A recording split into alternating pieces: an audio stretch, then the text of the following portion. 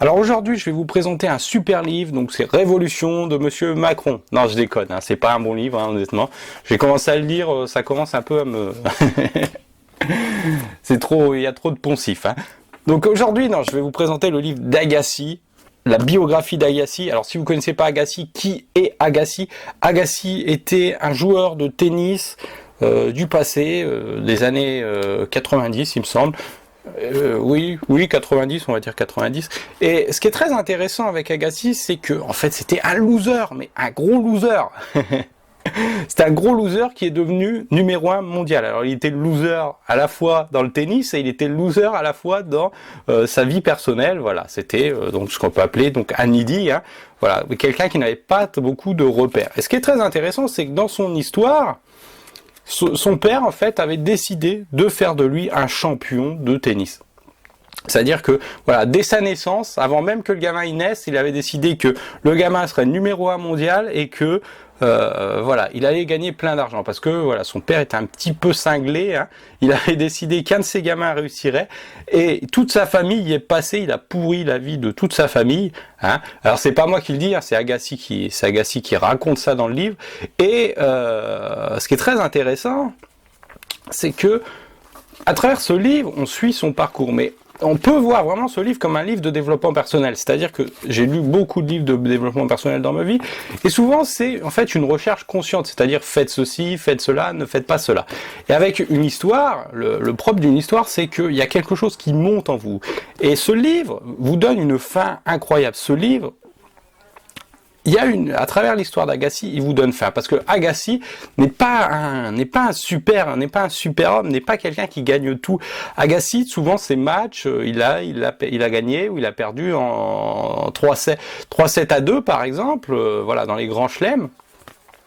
Donc c'est très très intéressant parce que c'est pas un tueur, c'est quelqu'un qui était là un peu par hasard et qui a continué à frapper des balles. Ça c'est vraiment la leçon que je voudrais vous donner à travers cette vidéo, c'est que si vous avez un objectif, même si vous n'aimez pas votre sport, parce que Agassi il aimait pas le sport, hein, il aimait pas le tennis, son père l'obligeait à frapper 2500 balles par semaine.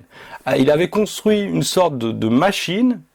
Alors, il avait modifié en fait vous savez, cette machine qui projette des balles au tennis, pour qu'elle lui envoie des balles à presque 200 km/h au gamin.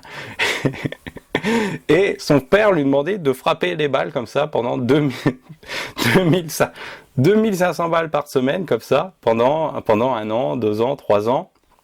Vous imaginez la vie du gamin, le gamin était obligé de frapper des balles encore et encore et encore. Et au bout de peut-être 1 million de balles, véritablement, il a gagné un grand chelem. C'était Wimbledon, il me semble, donc il a gagné Wimbledon. Voilà. Mais après 1 million de balles frappées.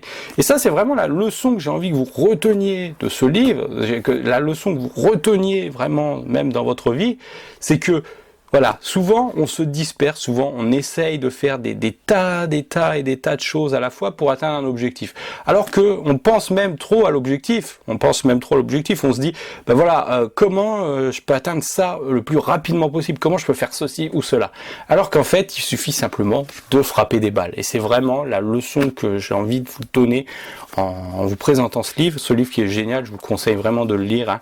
C'est l'ascension d'un gamin qui a été forcé de jouer au tennis, qui n'aimait pas le tennis et qui finalement n'a pas tout eu dans sa vie, n'a pas tout gagné, mais il a gagné, voilà. Il a gagné de l'intelligence, il a gagné le prestige aussi, puisque aujourd'hui je vous en parle, hein, donc c'est quelqu'un qui a quand même gagné un certain prestige.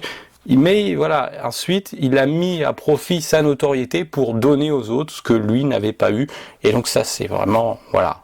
Je vous lisez ce livre, vous vous dites, ce mec-là, il est super. Voilà. Est-ce que c'est un loser qui est devenu, voilà, quelqu'un de bien? Alors qu'il avait toutes les chances de rater, il avait toutes les chances de ne pas devenir un champion de tennis avec un père comme ça. Et d'ailleurs, son père qui a essayé aussi de lui faire prendre de la drogue ou des choses comme ça. Donc voilà, c'est vraiment une histoire... vraiment une histoire intéressante, et je vous conseille vraiment de le lire parce que ça remet aussi, ça donne faim, hein, vraiment, vous aurez faim, relisez-le régulièrement, et voilà, vous aurez faim de statut, vous voudrez gagner votre statut, vous voudrez vous aussi vous débarrasser de ce père tyrannique. Alors évidemment, ce père tyrannique, ce sera votre ego, et vous allez vraiment découvrir des choses extraordinaires dans ce livre.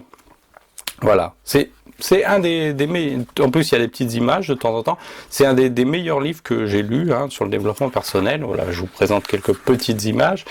Voilà, donc voilà, on s'ennuie pas en ce livre, ça se lit très rapidement. Et puis, voilà, vous pouvez lire 3-4 pages tous les jours et vous allez voir, ça va être génial. Donc voilà, je vous laisse à vos lectures, je vous le conseille. J'ai tout simplement adoré ce livre, voilà. Et c'est ma première présentation de livre, j'espère qu'elle vous a plu. Et pour le reste, je vous dis à très vite. Allez, salut!